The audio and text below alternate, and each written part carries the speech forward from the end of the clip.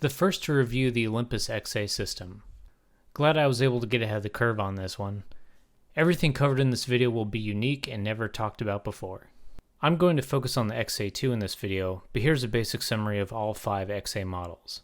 The XA came out in 1979 and has the 35mm f2.8 lens with a max shutter speed of 1/500th of a second. This has manual focus, basically aperture priority, with an aperture ranging from f2.8 to f22, and it came in red, black, blue, and silver. The XA2 came out in 1980 and was basically a simple version of the XA. It has the same 35mm focal length but with an f3.5 instead of the 2.8, but has a faster, higher shutter speed of f1/750th of a second. This came in black, red, blue, pink, and white. Rather than manual focus, this has 3 zones of focus. The XA1 came out in 1982 and is the cheapest and most simple model. Also 35mm, but with the max aperture of f4, with a shutter speed range of 1/30th of a second to 250th of a second. This is mechanical only, so no batteries. The XA3 came out in 1985. It's basically the XA2 with film coating plus a max ISO of 1600. This came in black and red and also has backlight compensation. The XA4 came out in 1985 as well, but this is essentially an XA3 but with a 28mm f3.5 lens. Having manual focus control and maximum aperture of 2.8 makes the XA the more sought after version of these cameras. Why does the XA1 come after the XA and XA2? Who knows? It works for Leica with the M2, so who cares? With the XA2 you have control of the zones of focus and the ISO. With the zone focus you have 3 options, all of which reset to the middle when the case is shut.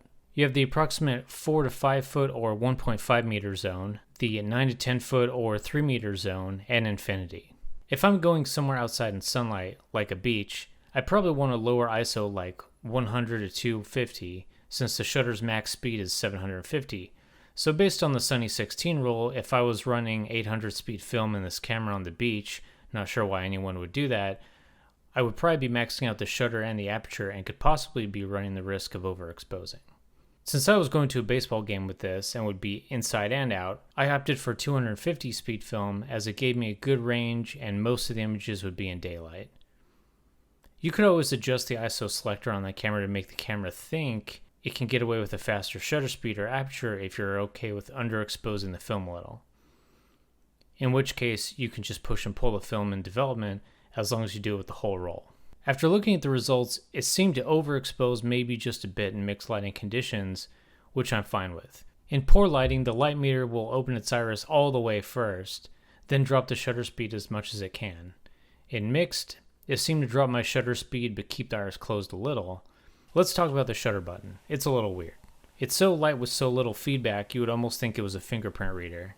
It gives off little clicks that will let you know how fast or slow your shutter was. I wouldn't call it a satisfying click, but there is a slight click to pressing it.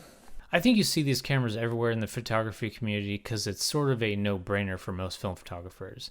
It's the film equivalent of like a Ricoh GR2 or 3. The camera has that very bubbly no edges 1999 Ford Taurus, early 2000s Windows XP theme thing going on.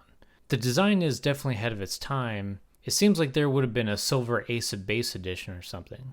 What is it like to shoot with? Well, besides it being very compact, it's the same experience as any other plastic point and shoot.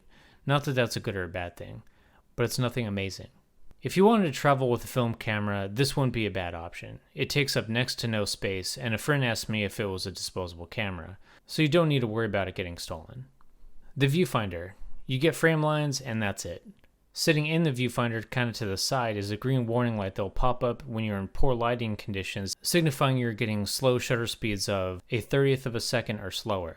This means it's time to use that Marine Sniper School breathing technique you learned to keep that camera still. I think this is a good camera as it doesn't have any good direct digital equivalent.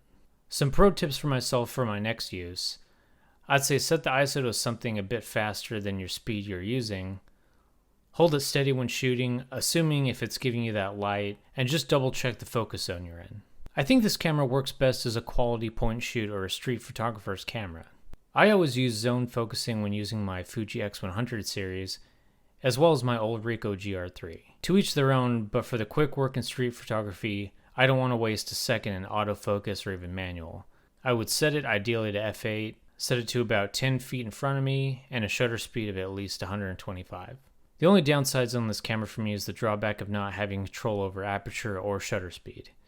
Having said that, if I were to do it all again, I'd buy the XA over the XA2, just because I want the manual focus, a shutter speed indicator in my viewfinder, and backlight compensation. Unlike some cameras I have, I actually plan on using this more in the future.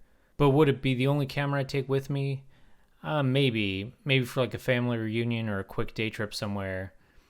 And I don't like the idea of bringing a second camera, unless it's a paid gig or something, one camera, one lens if possible.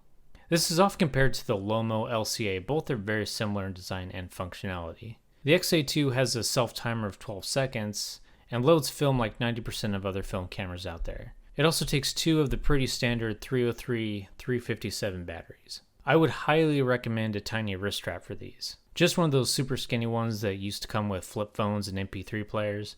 Just something to loop through so you can hang the camera off a wrist in case you need to use both hands for getting another roll of film or strangling someone who just told you they spent $1,000 on a Contax T2.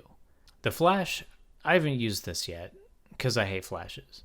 But this one's pretty simple. It goes on the side instead of on top, which is nice since it'll still fit in the pocket, and you simply match up the ISO speed to the flash to what you have in your camera. It also takes its own battery, which is a 1.5 volt AA battery. Long story short, if you want as much control as possible, get the XA. Feel a bit more casual, get the XA2. Need the 28mm, get the XA4.